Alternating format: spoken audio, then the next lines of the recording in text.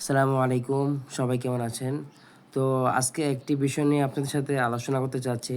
তো এই যে প্রতি বছর মাদ্রাসার হাজার, হাজার ছাত্ররা এবং হাজার, হাজার মাদ্রাসা যে চামড়া সংগ্রহ করে, কিন্তু এত পরিশ্রম করার পরেও কিন্তু এই চামড়ার সঠিক মূল্য ওনারা পায় না। তাহলে এত কষ্ট করে লাভ কি? যদি চামড়ার ন্যায্য মূল্য না পাই, তাহলে আমার তো আর কোনো এত কষ্ট করার তো লাভ নেই আমার। একটা সময় চামড়া ছিল অনেক মূল্যবান একটা সম্পদ। কিন্তু এখন ওই অনেক জায়গায় মানুষ চামড়া বিক্রি করে হতাশায় ভুগতে হয়।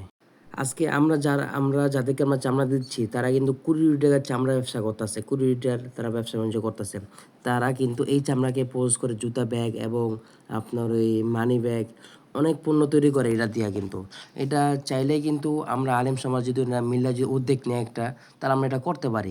কিন্তু আমরা এই জিনিসে আগামো না। কেননা এটা তো আমাদেরকে শিখানো হয়নি, আমরা জানি না, কিচ্ছু পারিও না। এটার জন্য আমরা এই জিনিসটা আগাতেও চাই না। এটা তো আমাদের গাফলতি এই জিনিসটা। যার কারণে আমরা প্রতি বছর ভোগান্তি ভুগতে হয় আমাদের যে আমরা চামড়া ন্যায্য দাম পাইতেছি না। আমরা চামড়া কেন ন্যায্য দাম পাবো? আমাদেরকে ওখানে লোক আছে, আমাদের নিজস্ব কোনো, বা আমরা এই সম্পর্কে জানি কি না? কেন আমাদেরকে জানানো হয় না তো এটা। এটা তো আমরা জানতে চাইও না, ইচ্ছাও করি না এটা। এটা হলো এখানে আমাদের গাফলতি এবং আমাদের দুর্বলতা।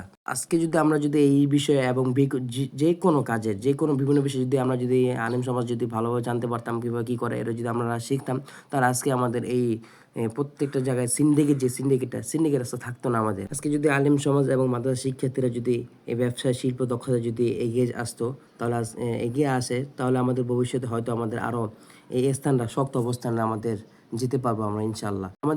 আমাদের পড়াশোনার পাশাপাশি ব্যবসা শিখা এবং কোনো দক্ষতা অর্জন করা তেমন এটা কোনো ছোট কিছু না এটা। এটা হালাল ব্যবসা, একটা ইবাদতের একটা। আমরা শিখেছি যে মাদ্রাসা পড়াশোনা শেষ করে আমরা কী করব?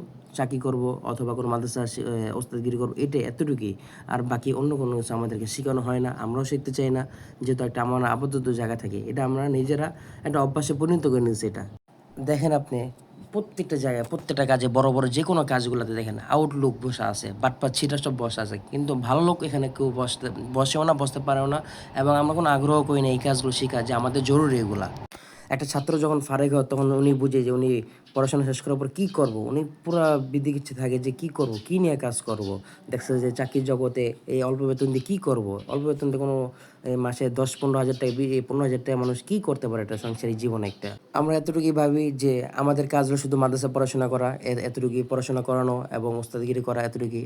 আর বাইরের যে কাজগুলো, এগুলো আমাদের না, এটা আমরা মনে করি। এই মনে করার কারণ, যাই হোক ভাই, আমি নিজেও এই লাইনে নতুন এবং ভুল হতে পারে, স্বাভাবিক। তবে আমি মনে করি যে শুধু অভিযোগ না করে এবং আমাদের শেখা দরকার এবং এক হওয়া দরকার। আল্লাহ তাআলা আমাদের সবাইকে হালাল রিজিকের উপর উত্তম পরিধান দান করুক।